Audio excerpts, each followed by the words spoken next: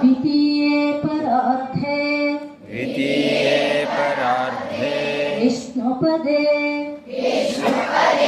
श्रीश्वेतवाराहकल्पे वैवस्वते मन्वन्तरे अष्टाविंशतितमे कलियुगे कलिप्रथमचरणे एकवृन्दः सप्तनवतिः कोटिः नवविंशतिलक्षम् नवचत्वारिंशत्सहस्रम् पञ्चसहस्र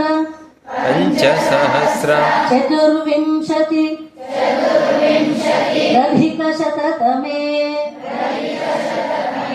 सृष्टिसंवत्सरे ग्रीष्मऋतौ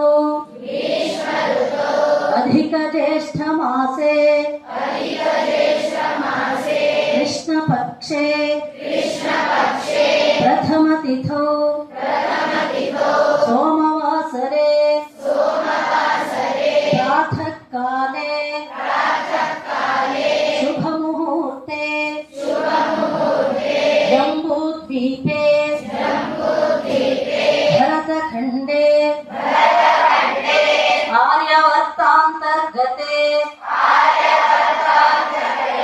भारतराष्ट्रे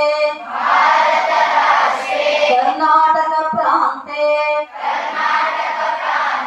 बीदर् जनपदे बीदर् नगरे रवीन्द्रविद्यालये राष्ट्रशिक्षासिद्ध्यर्थम् अस्माभिः अत्र ज्ञानयज्ञ क्रियते. ಇದನ್ನೊಂದು ಶಾಲೆ ಆಗಿರೋದ್ರಿಂದ ಇದು ಜ್ಞಾನಯಜ್ಞ.